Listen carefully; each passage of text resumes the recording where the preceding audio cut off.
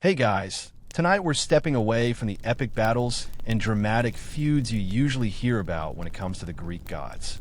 We're going to dim the celestial lights and peek behind the grand marble columns of Mount Olympus, not to witness another divine tantrum or a heroic quest, but to uncover something far more mundane. Yes, you heard that right. Tonight, we're diving into the surprisingly human, often chuckle-worthy, and utterly soothing world of the Olympian gods' leisure activities. You know, what they did when they weren't busy smiting mortals or turning people into trees. You probably won't survive the boredom, but you'll definitely be well-rested. Imagine it. The vast, ethereal halls of Olympus, usually buzzing with divine drama, now bathed in a gentle, almost sleepy twilight.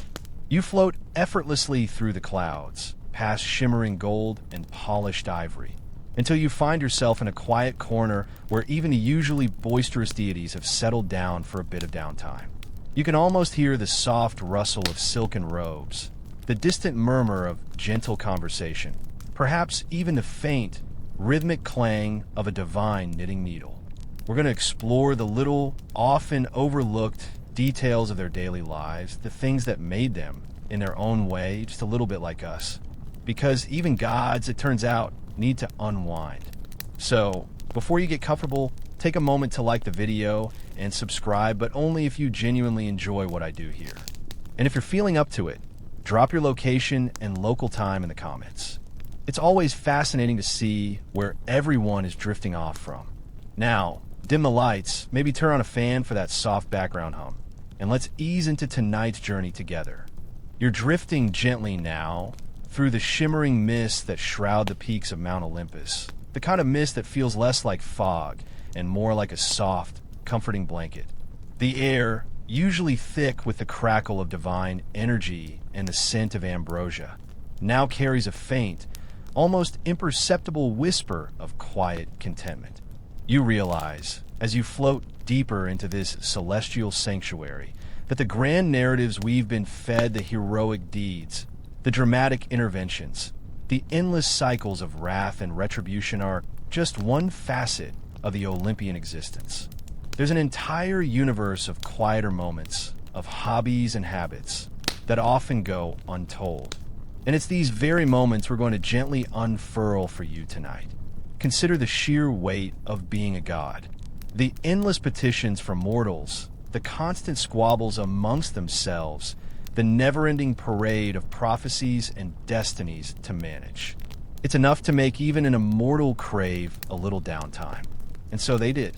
They had their hobbies, their quiet routines, their ways of simply existing without the pressure of being, well, gods. You might picture Zeus perpetually hurling lightning bolts, but what did he do on his off days? Did he have a favorite celestial armchair? Did Hera ever just embroider? These are the profound questions we're not going to answer with any great urgency, but rather with a slow, contemplative hum. Historians still argue whether the concept of divine leisure was a true reflection of ancient Greek societal values or merely a literary device to make the gods more relatable. But for our purposes, we're just going to assume they had their hobbies because it's much more relaxing to imagine a god knitting than unleashing a kraken. And tonight, we're not concerned with academic debates. We're concerned with sleep. So let's imagine them, just as the ancient Greeks imagined them, but with a softer focus, a gentler light. We're going to approach Olympus not as a stage for epic drama, but as a vast, divine home where even the most powerful beings needed to kick off their golden sandals and just be. The concept of an all-powerful being needing a hobby is, in itself, quite soothing, isn't it? It suggests a rhythm to their existence, a quiet ebb and flow amidst the thunderous tides of fate. Now, let's turn our attention to the king of the gods himself, Zeus. You probably picture him with a stern expression, a mighty thunderbolt clutched in his hand, ready to zap anyone who crosses him. But imagine him, for a moment, without the thunderbolt. Imagine him after a long day of mediating divine disputes, or perhaps dealing with yet another one of Hera's elaborate schemes. What did he do to truly unwind? Well, beyond the well-documented proclivity for extended outings with mortals, Zeus, it seems, had a surprisingly tranquil, if somewhat grand, hobby, cloud watching. Not just any cloud watching, mind you. This wasn't some idle staring at the sky. Zeus, being the lord of the heavens, had a unique vantage point. He could shape the clouds, not just observe them. So, picture this. You're floating alongside him, perhaps on a particularly plush cumulonimbus. He's reclining, not on a golden throne, but on a vast, billowy cloud couch, his formidable beard perhaps a little less neatly trimmed than usual. With a subtle flick of his wrist, a mere thought, he gently nudges the atmospheric currents. He's not conjuring storms. He's crafting ephemeral art. One moment, a fluffy sheep drifts by. Then, with another languid gesture, it elongates into a majestic, if somewhat lopsided, dragon. You might even hear a soft, contented sigh escape his lips. He's not practicing for the next big weather event. He's simply enjoying the delicate dance of vapor and light. It's the ultimate form of passive, yet all-powerful, engagement. A god, literally, making his own entertainment out of thin air. You've heard of finger painting? This is more like cloud painting. This isn't just a fanciful idea, either. The ancient Greeks often attributed weather phenomena directly to Zeus's moods and actions, not just his dramatic outbursts, but also the gentle drizzle or the calm, clear sky. It suggests a more nuanced control, a quieter dominion. So his cloud watching could extend to the meticulous, meditative orchestration of a perfect sunset, painting the sky with hues of apricot and lavender, all for the sheer, quiet enjoyment of it. Perhaps he found a subtle, almost ASMR-like satisfaction in the formation of a perfect, towering thunderhead, a true masterpiece of atmospheric pressure, even if he wasn't going to unleash it. Historians still argue whether the Greeks genuinely believed Zeus personally sculpted every cloud, or if it was a poetic metaphor for natural processes. But tonight, we'll lean into the poetic. He might even have a favorite cloud-watching spot, a particularly comfortable vortex of calm atop Olympus, where the winds are always gentle and the views are unparalleled. You can almost imagine him grumbling, in a perfectly relaxed tone, about how the mortals down below never appreciate the subtle artistry of a perfectly formed stratocumulus, or how they only notice the clouds when they're about to dump rain on their picnic. Honestly, you might hear him mutter, "The effort I put into that cirrus formation, and all they care about is their crops." It's the kind of mild, God-level complaint you'd hear from any hobbyist. You picture him, a truly mainstream fact, as the ultimate ruler of the heavens. Yet here he is, engaged in a quirky, fringe tidbit of a hobby that's all about gentle observation. It's almost zen. And as you watch the cloud sheep morph into a cloud dragon, you feel a gentle current of air, a tiny, undetectable yawn, begin to form in your own mind. It's the kind of peaceful power that lulls you into a deep, serene calm. Now, let's turn our gaze from the king of the gods to his queen, the formidable Hera. You probably envision her as a whirlwind of righteous fury, forever chasing after Zeus's indiscretions, a goddess of storms and jealous rages. But, like her husband, Hera had a quieter side, a realm of domesticity and surprisingly soothing pursuits. While Zeus was cloud-watching, Hera, in her own way, was also engaged in creating beauty, but on a more terrestrial scale. She wasn't shaping clouds. She was shaping the very fabric of the divine household. Imagine her, not on a golden throne, but perhaps seated on a comfortable, if divinely crafted, stool in a sun-drenched chamber of Olympus. The air is filled not with thunder, but with the gentle click of a loom, the soft rustle of fine fabrics. Hera, you see, was a patron of weaving and domestic arts. And while she might have had an army of nymphs to handle the more mundane tasks, you can picture her taking a quiet pleasure in the intricate patterns, the slow, meditative rhythm of the shuttle. It's a far cry from her usual portrayal, but it's a glimpse into the queenly, yet calming, hobbies that filled her quieter moments. You might even catch her humming a soft, surprisingly folksy tune as she works, a melody that echoes through the halls of Olympus, a counterpoint to the usual booming pronouncements. It's a mainstream historical fact that weaving was a highly valued skill in ancient Greece, often associated with women and domestic virtue. But to imagine Hera, the queen of the gods, engaged in it, that's a quirky, fringe tidbit that adds a delightful, almost human dimension to her character. Perhaps she was creating tapestries depicting scenes from her own life, not the dramatic ones, but the quiet moments, the shared meals, the fleeting moments of peace amidst the divine chaos. Historians still debate the extent to which the Greek gods were seen as truly domestic figures, or if their home lives were simply a reflection of mortal ideals.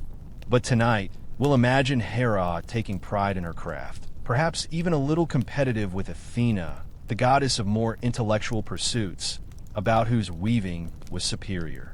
You can almost hear the gentle, goddess-level ribbing. Oh, Athena, your inventions are so practical. But can you create a tapestry that tells a story? That warms the soul? It's a playful, almost sisterly rivalry, a far cry from their usual clashes on the battlefield. And as you listen to the rhythmic click of the loom, the soft rustle of the threads, you feel a gentle calm wash over you. It's the kind of peace that comes from the creation of something beautiful, something tangible, something that endures. It's a different kind of power than Zeus's thunderbolts, a quieter, more subtle influence. It's the power of the home, the power of domesticity, the power of a queen who, even amidst the chaos of Olympus, could find solace in the simple, soothing act of weaving. You might even feel a gentle tug on your own imagination, a desire to create something beautiful, something lasting. But for now, just let the rhythm of the loom lull you into a deeper, more peaceful sleep. Leaving the quiet hum of Hera's loom, you drift now towards the domains of her brother, Poseidon. When you think of Poseidon, your mind likely conjures images of crashing waves, trident-wielding fury, and perhaps the occasional earthquake. He's the undisputed king of the seas, a force of nature. But beneath the churning surface of his oceanic kingdom, Poseidon, like any good monarch, had his own quiet escapes, his own serene pursuits. He wasn't merely sending storms, he was cultivating. Imagine you're descending gently into the depths of the Aegean, the light filtering down in shimmering shafts, illuminating vast, unexplored caverns and ancient, coral-encrusted cities. You see Poseidon, not astride a war chariot pulled by hippocampi, but perhaps kneeling, his mighty trident laid aside, tending to what can only be described as the most magnificent aquatic gardens you could ever conceive. These aren't just patches of seaweed. These are meticulously arranged kelp forests, glowing anemone fields, and iridescent coral formations, each one a testament to his surprisingly delicate touch. It's an underworld botanical passion, a far cry from the chaotic image you usually hold. You might observe him gently nudging a particularly stubborn clamshell into a more aesthetically pleasing position, or carefully pruning a rogue frond of giant kelp that's disrupting the view of a particularly luminous school of fish. It's a testament to his patience, a side of the sea god rarely depicted. This is a mainstream historical fact that ancient Greek deities often had domains that extended beyond their most obvious powers, encompassing the quieter, more nurturing aspects of their element. But to imagine Poseidon, the wild lord of the earthquake, meticulously gardening, that's a quirky, fringe tidbit that paints a delightfully peaceful picture. Perhaps he even had little schools of loyal sea creatures acting as his garden assistants, tiny, iridescent fish diligently nibbling away at underwater weeds. No, little puffer fish. You might hear him gently murmur, "Not that one. That's a rare sea orchid." Historians still argue whether the detailed descriptions of divine homes and environments were purely allegorical or if they hinted at a deeper belief in the god's tangible presence within nature. But tonight, we'll comfortably believe in his undersea green thumb. And as you float beside him, surrounded by the gentle undulation of the underwater flora, the soft bubbling sounds of the ocean currents, and the quiet, almost meditative movements of the god himself, you feel a profound sense of calm. The pressure of the deep sea is strangely comforting, a soft embrace that cradles you, allowing your thoughts to drift like the currents around you. It's the kind of meticulous, yet deeply soothing, work that requires focus, but the kind of focus that dissolves worry. You're not worrying about his next wave. You're just appreciating his perfectly sculpted kelp hedge. It's a surprisingly tranquil sight, one that whispers of deep, oceanic peace. Drifting up from the serene depths of Poseidon's underwater gardens, you now find yourself gently hovering over the fertile plains and sun-kissed fields that fall under the gentle dominion of Demeter. When you think of Demeter, your mind likely conjures images of bountiful harvests, golden wheat fields, and perhaps the poignant sorrow of a mother searching for her lost daughter. But beyond the cycles of growth and the ache of separation, Demeter, too, found solace in the simple, repetitive rhythms of the earth, engaging in pursuits that were less about grand miracles and more about quiet cultivation. Imagine her, not in a moment of anguished despair, but perhaps walking slowly through a field of ripening grain, her bare feet touching the cool, rich soil. The air is warm and sweet with the scent of burgeoning life. She's not just overseeing the harvest, she's feeling it, connecting with the quiet pulse of the land. You might observe her pausing to gently brush a golden ear of wheat, her fingers tracing the delicate awns, or perhaps she kneels, her brow furrowed, not with worry, but with a deep, almost meditative concentration as she examines a newly sprouted seed. It's a profound connection to the earth, a deep, silent communion that transcends her usual mythological narratives. This dedication to the subtle nuances of growth highlights a mainstream historical fact.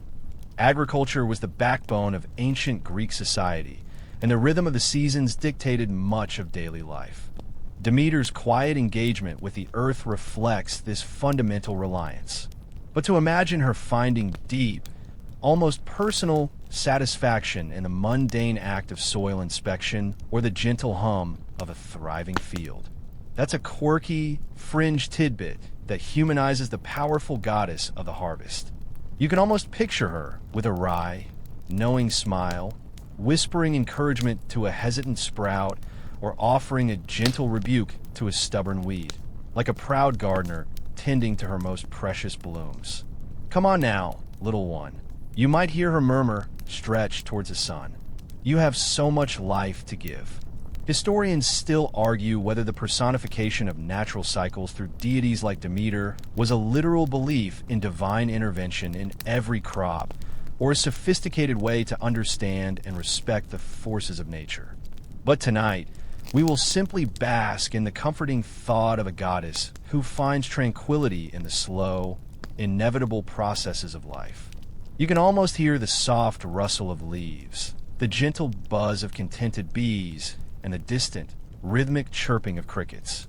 It's the kind of subtle ambient sound that speaks of deep peace, of cycles unfolding as they should, of a world quietly, reliably turning.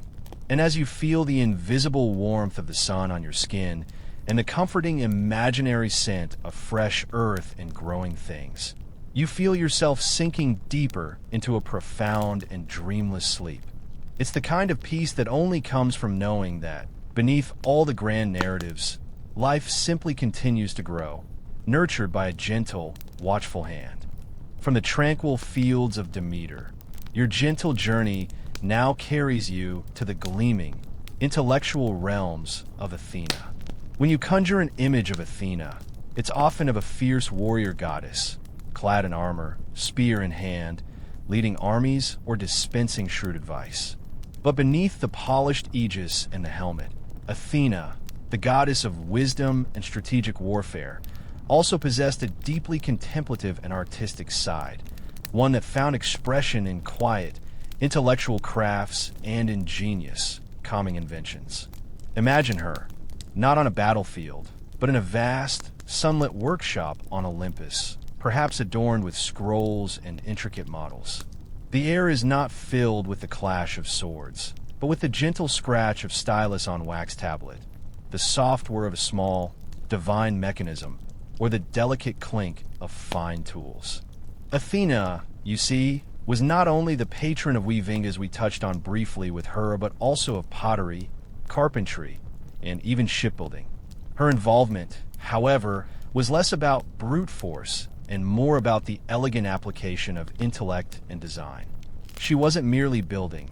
She was inventing, perfecting, finding the most harmonious and efficient solutions. You might see her sketching out blueprints for a perfectly balanced ceramic vase, or perhaps meticulously assembling a miniature working model of a complex irrigation system, her brow furrowed in concentration, but with a serene, almost meditative focus. This dedication to skilled craftsmanship and innovative design highlights a mainstream historical fact. The ancient Greeks highly valued both intellectual pursuits and practical artistry. The concept of techne, encompassing both art and craft, was central to their understanding of human endeavor. But to imagine Athena, the mighty warrior, quietly absorbed in the painstaking details of a delicate invention or the precise angles of a miniature sculpture, that's a quirky, fringe tidbit that reveals a profound depth to her character. Perhaps she even designed little divine fidget spinners to help the other gods calm their nerves after a particularly trying council meeting. Though historians still argue whether such stress-relieving devices were truly part of the Olympian toolkit or if it was merely a mortal projection of their own anxieties. You can almost hear the soft, rhythmic click of gears, the gentle rasp of sandpaper on wood, and the occasional soft sigh of satisfaction as a complex piece fits perfectly into place. It's the sound of calm innovation, of thoughtful creation, of a mind engaged in the quiet pursuit of perfection. This is the Athena who found peace not in conquest, but in the elegant solution, the balanced design, the harmonious union of form and function. And as you feel the invisible hum of her quiet ingenuity surrounding you, a sense of tranquil order settles over your own thoughts, inviting you to drift into a deep, restful sleep, knowing that even the most formidable minds find solace in gentle creation. From the methodical hum of Athena's workshop, your journey now carries you on a gentle breeze towards the sun-drenched, harmonious realm of Apollo. When you envision Apollo, it's often as the radiant god of the sun, soaring in his chariot, or perhaps as a fearsome archer. Yet, beyond his luminous duties and formidable prowess, Apollo, the god of music, poetry, and healing, found profound solace in more serene, artistic diversions pursuits that speak less of grand spectacle and more of quiet contemplation and the soothing power of harmony. Imagine him, not in the fiery intensity of midday, but perhaps at twilight, seated beneath a grove of laurel trees on the slopes of Mount Parnassus. The air is still, save for the whisper of the wind through the leaves and the soft, intricate notes of his lyre. He's not performing for a vast audience. He's simply playing for himself, for the sheer, unadulterated joy of creation. You might observe him carefully tuning a string, his fingers moving with a practiced, almost meditative grace, before launching into a melody that seems to weave itself into the very fabric of the evening, a gentle lullaby for the world. This is Apollo not as a performer, but as a devoted artisan, finding peace in the purity of sound. This deep connection to music and the arts highlights a mainstream historical fact. Music was integral to ancient Greek life, woven into rituals, education, and daily existence. The lyre, in particular, was a symbol of harmony and order. But to imagine Apollo, the mighty god of prophecy and light, losing himself in the quiet, almost private, act of composing a new, gentle tune just for his own ears.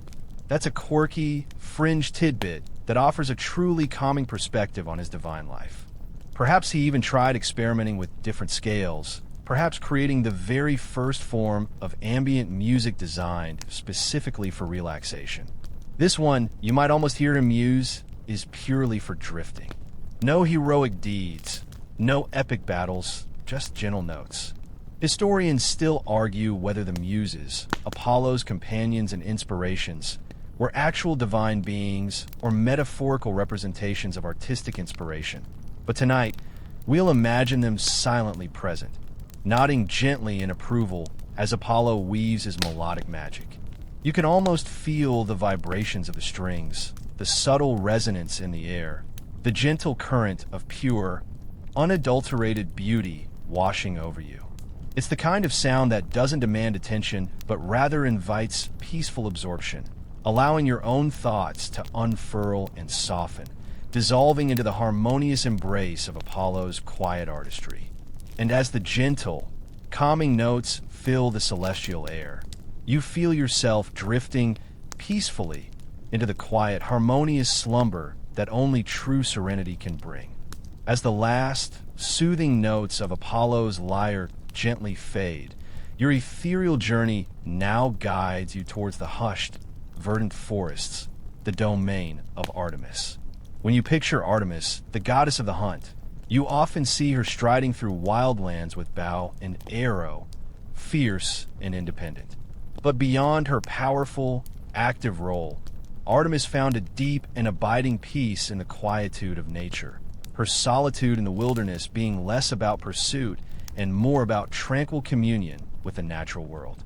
Imagine her, not on the trail of a swift deer, but perhaps seated quietly beside a crystal-clear forest spring, the light filtering through the leaves above in dappled patterns. The air is alive with the gentle sounds of the forest, the soft rustle of leaves, the distant chirping of birds, the gentle babble of the water. You might observe her simply watching a family of shy deer graze nearby, or perhaps she's gently stroking a fox that has approached her without fear, its fur soft beneath her touch. This is Artemis in her contemplative state, finding profound serenity in the untamed beauty of her sacred groves, a quiet guardian rather than a relentless hunter. It's a far cry from the more dynamic image you typically hold. This deep respect for wildlife and the untouched wilderness highlights a mainstream historical fact. Ancient Greek culture, despite its urban centers, had a profound connection to and reverence for nature, viewing natural spaces as sacred and imbued with divine presence. But to imagine Artemis, the epitome of the huntress, simply observing her animal kin in a state of quiet acceptance, almost like a divine park ranger, that's a quirky, fringe tidbit that beautifully softens her usually stern image. Perhaps she even had a secret grove where she cultivated rare, luminous, night-blooming flowers, tended only by the light of the moon, their delicate scents filling the air with a calming fragrance. Just for peace, you might almost hear her whisper, "No one else needs to see them." Historians still argue whether the Greek reverence for nature was primarily religious, aesthetic, or practical, based on resource management. But tonight, we will simply immerse ourselves in the quiet sanctity of Artemis's woodland domain. You can almost feel the soft, cool moss beneath your fingertips, the gentle brush of unseen leaves against your cheek, and the profound silence of a forest of peace. It's the kind of quiet that allows your mind to slow, your breath to deepen, and your worries to dissipate like morning mist. As the gentle sounds of the untouched wilderness envelop you, you feel yourself drifting into a deep, restorative sleep, cradled by the ancient, comforting silence of nature. Leaving the hushed, cool embrace of Artemis's untouched forests, your journey now carries you to a realm of heat, smoke, and rhythmic clanged workshop of Hephaestus. When you think of Hephaestus, the lame god of fire and smithing, you might envision a grimy, soot-stained deity toiling away in a volcanic forge, perpetually busy with the creation of mighty weapons and intricate devices. Yet amidst the sparks and the heat, Hephaestus found a surprisingly serene, almost meditative rhythm in his labor, a deep, rhythmic connection to his craft that was far from chaotic. Imagine him, not grimacing with effort, but perhaps with a faint, peaceful smile on his face, the muscles of his arms moving with practiced ease as he hammers incandescent metal. The air is warm, filled with the faint, comforting scent of hot iron and damp earth, and the rhythmic clang of his hammer on the anvil resonates through the cavern. not jarringly, but with a steady, almost hypnotic beat. You might observe him carefully examining a piece of newly forged bronze, his keen eyes discerning the subtle flaws, or perhaps he's patiently guiding a stream of molten gold into an intricate mold, his concentration absolute, yet devoid of strain. This is Hephaestus in his element, finding peace not in the end product, but in the focused, repetitive process of creation. This dedication to skilled metalwork highlights a mainstream historical fact. Metallurgy was a vital and highly respected craft in ancient Greece, essential for tools, weapons, and art. Hephaestus, as the divine smith, embodies this. But to imagine him finding profound, soothing satisfaction in the simple, rhythmic act of hammering and shaping, almost like a blacksmith performing Tai Chi, that's a quirky, fringe tidbit that casts his labor in a beautifully tranquil light. Perhaps he even composed quiet, internal melodies to the rhythm of his hammer, a divine soundtrack to his solitary work, much like a modern artisan listening to ambient music to focus. Just a little tap here, you might almost hear him murmur just to coax the metal into perfect alignment. Historians still argue whether the physical ailments attributed to gods like Hephaestus were symbolic of their connection to the earth and its raw materials, or simply a reflection of human limitations projected onto the divine. But tonight, we will simply absorb the comforting sounds of his forge. You can almost feel the gentle warmth radiating from the hearth, the subtle vibration of the ground beneath your feet from the rhythmic blows, and the steady, calming presence of a master at work. It's the kind of soundscape that doesn't demand your attention, but invites a peaceful absorption, allowing your own thoughts to become as malleable and relaxed as the metal in his hands. As the gentle, rhythmic clang echoes softly, you feel yourself drifting peacefully into a deep and profound sleep, a sleep forged in the quiet heart of creation itself. Leaving the rhythmic clang of Hephaestus's forge, you now float on a soft, rose-scented breeze towards the exquisite realm of Aphrodite. When you imagine Aphrodite, the goddess of love, beauty, and pleasure, your mind likely conjures images of irresistible charm and magnetic allure. But beyond her grand romantic escapades and divine influence on mortal hearts, Aphrodite also embraced deeply personal and profoundly calming beauty rituals pursuits that were less about captivating others and more about the serene art of self-care. Imagine her, not amidst a throng of admirers, but perhaps in a private, shimmering grotto where the waters of the ocean gently lap against the shore. The air is warm and fragrant with the scent of blooming flowers, myrrh, and rose petals. You might observe her carefully preparing a bath infused with exotic oils and crushed pearls, her movements graceful and unhurried.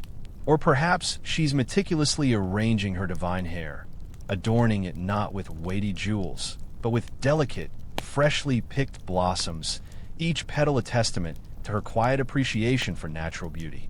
This is Aphrodite in a state of tranquil self-communion, finding profound peace in the meticulous, almost meditative creation and maintenance of her own radiant perfection. It's a far cry from the more overtly dramatic image you typically hold.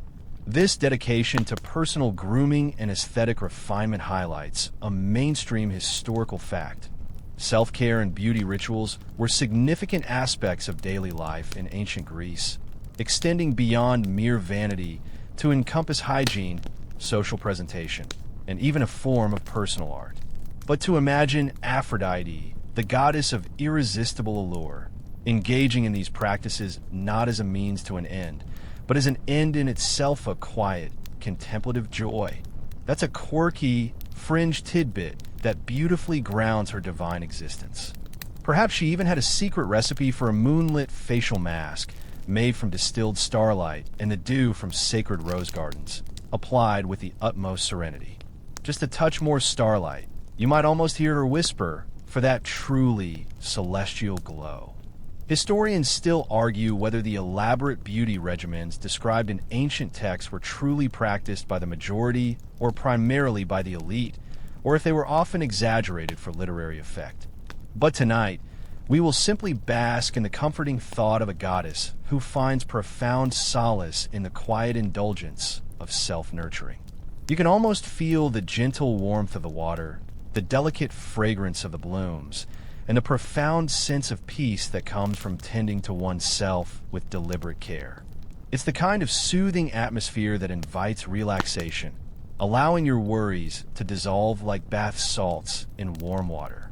As the gentle, rose-scented breeze envelopes you, you feel yourself drifting peacefully into a deep and tranquil sleep, bathed in the quiet luxury of divine self-care. Steering away from the serene and fragrant grotto of Aphrodite, your journey now carries you towards a realm where peace is less expected, the domain of Ares. When you think of Ares, the god of war, your mind likely conjures images of clashing armies, blood-stained battlefields, and unbridled fury. He's the embodiment of conflict, the primal force of destruction. Yet, even Ares, it turns out, had his moments of unexpected downtime, periods of quiet reflection that offered a stark contrast to his usual aggressive demeanor. Imagine him, not amidst the din of battle, but perhaps alone in a secluded corner of Olympus, far from the booming pronouncements of Zeus or the scheming of Hera.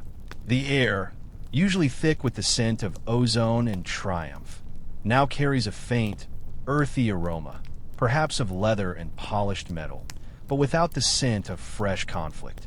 You might observe him meticulously sharpening a ceremonial sword, not for immediate combat, but with a quiet, almost contemplative focus, his muscles moving with a controlled, almost artistic precision.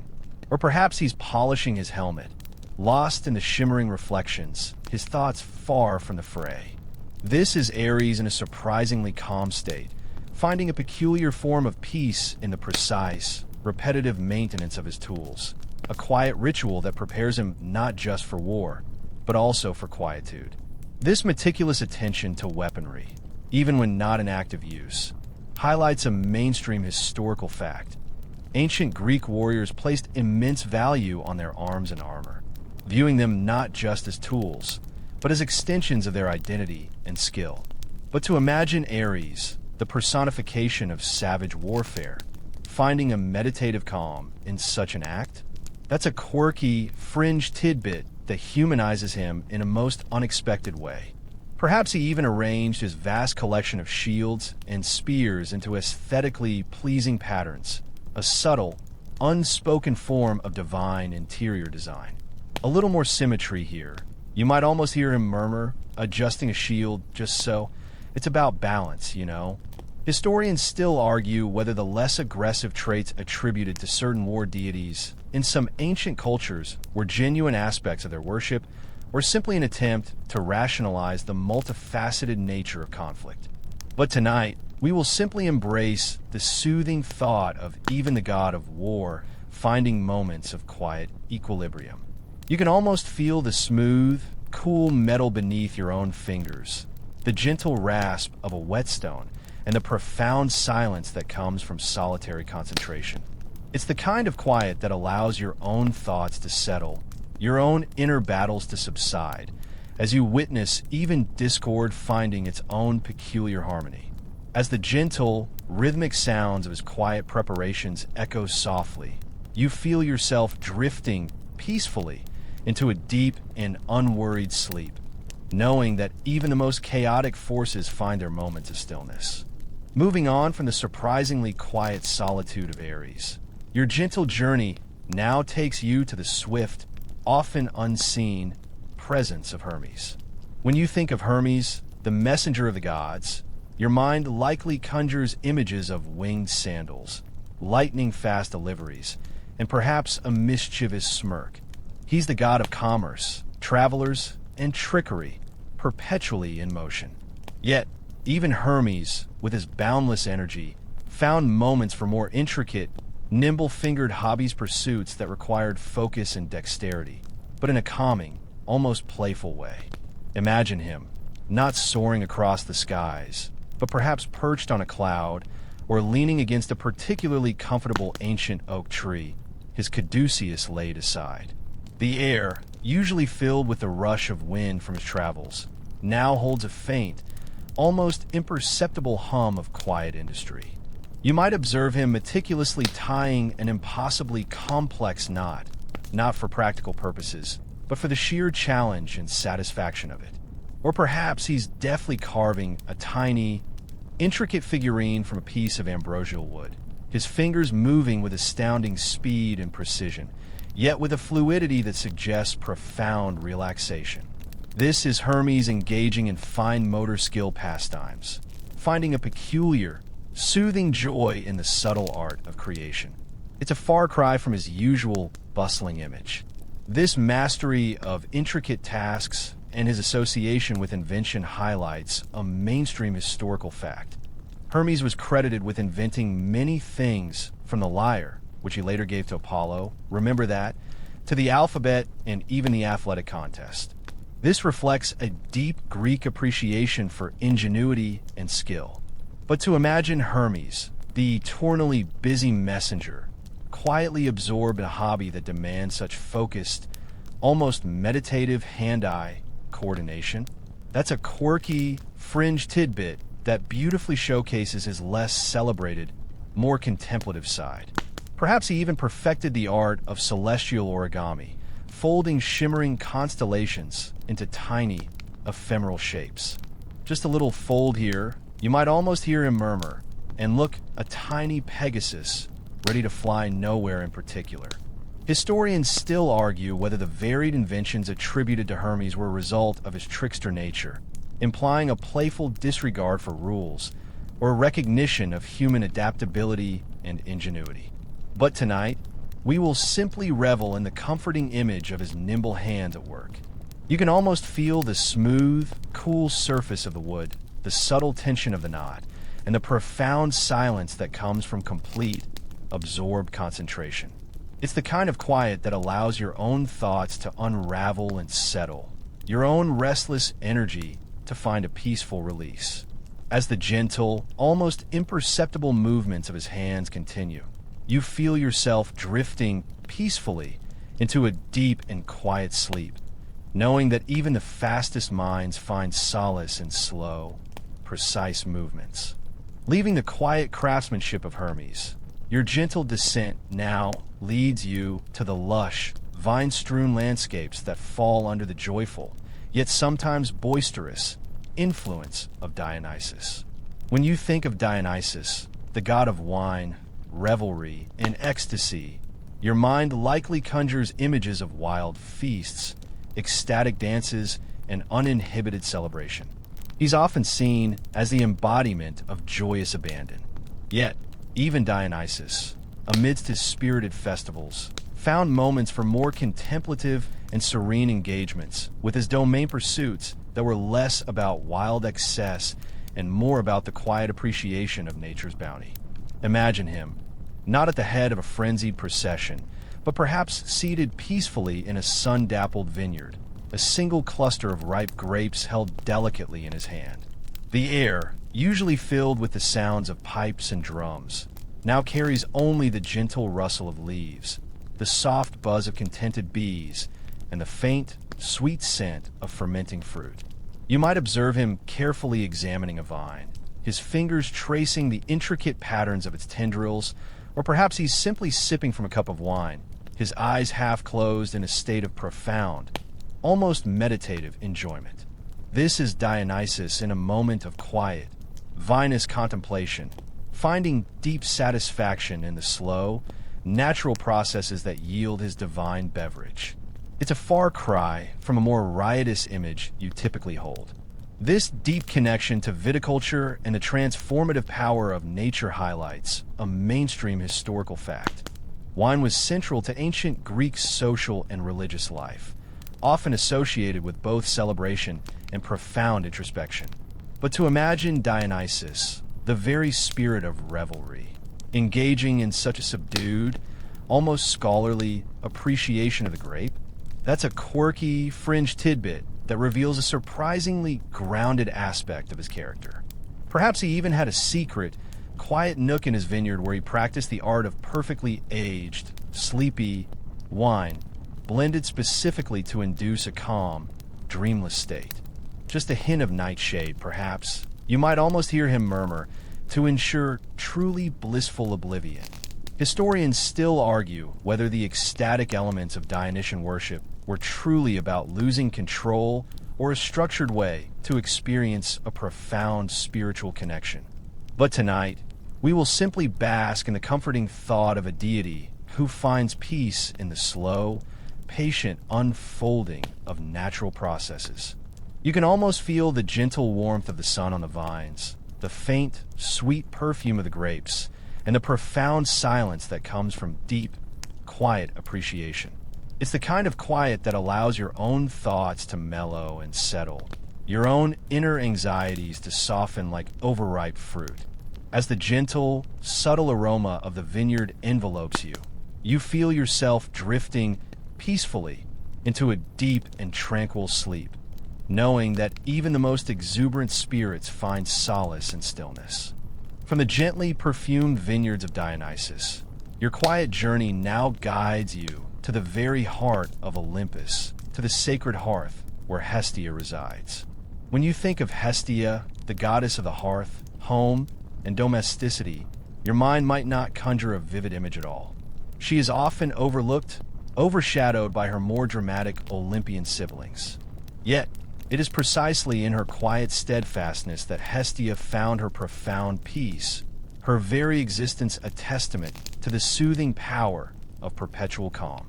Imagine her, not in a grand procession, but seated eternally by the central hearth of Olympus, a soft, unwavering glow emanating from the flames. The air is not filled with boisterous laughter or heated debates, but with the gentle crackle of the fire, the subtle warmth that permeates everything, and an almost imperceptible hum of serene contentment. You might observe her simply tending the flames, not with frantic stoking, but with a quiet, continuous dedication, ensuring their eternal, unwavering glow. Or perhaps she's simply watching the light dance, her expression one of deep, abiding peace, a silent anchor amidst the often turbulent divine family. This is Hestia in her most profound state of being, finding solace and purpose in the enduring, comforting essence of stability itself. It's a role that's far from dramatic, yet utterly essential. Her presence at the hearth highlights a mainstream historical fact.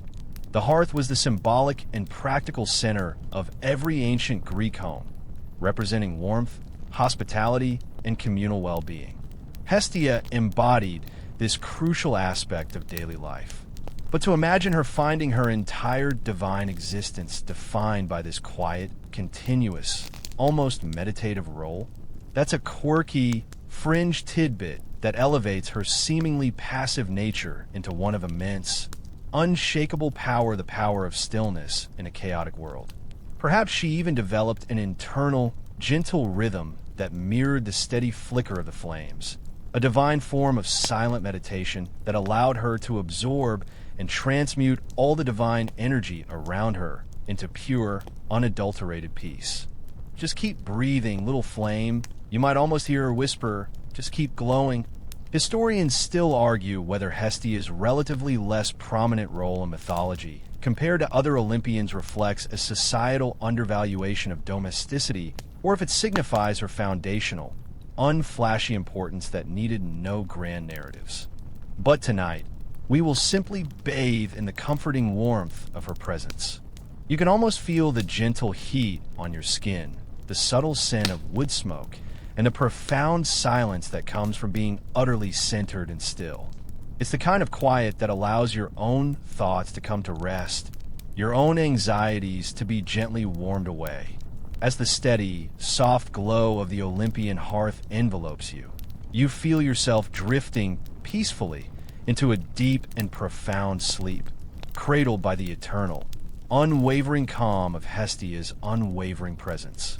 As the gentle warmth of Hestia's hearth subtly fades into a soft afterglow, Your serene journey through the leisure activities of the Olympian gods nears its peaceful conclusion.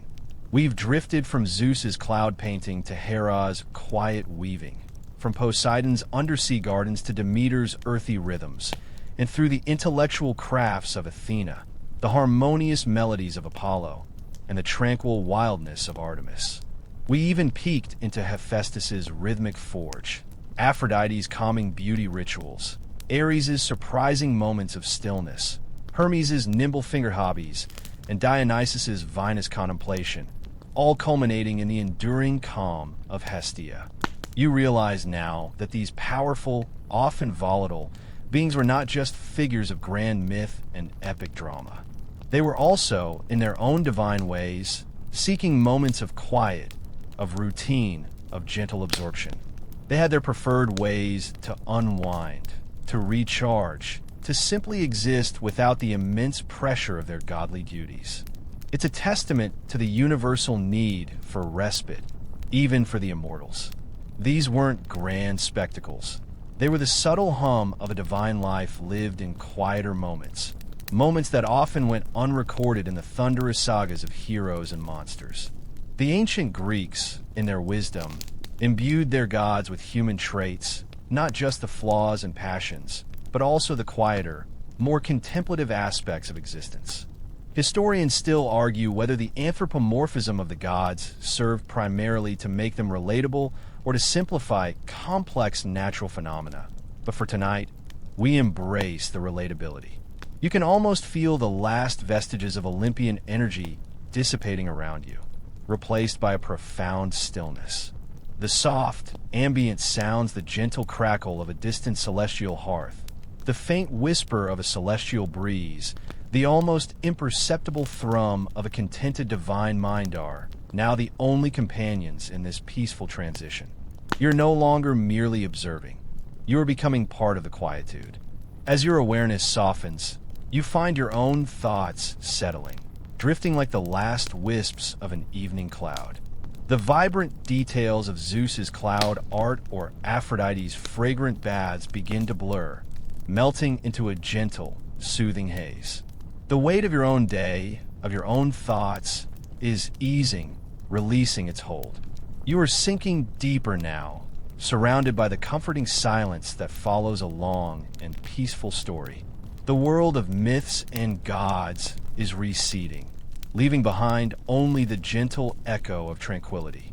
Allow this stillness to embrace you completely, wrapping you in a soft, invisible blanket of calm.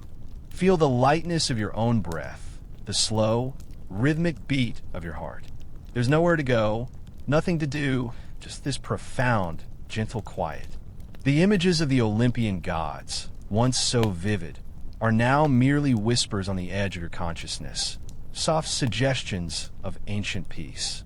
You are being lulled effortlessly into the deepest, most restorative sleep. Let go of any lingering thoughts, any small worries, and simply allow yourself to float on this wave of pure, unburdened calm. The night is here, and with it, the promise of true rest. You are safe, you are still, and you are ready.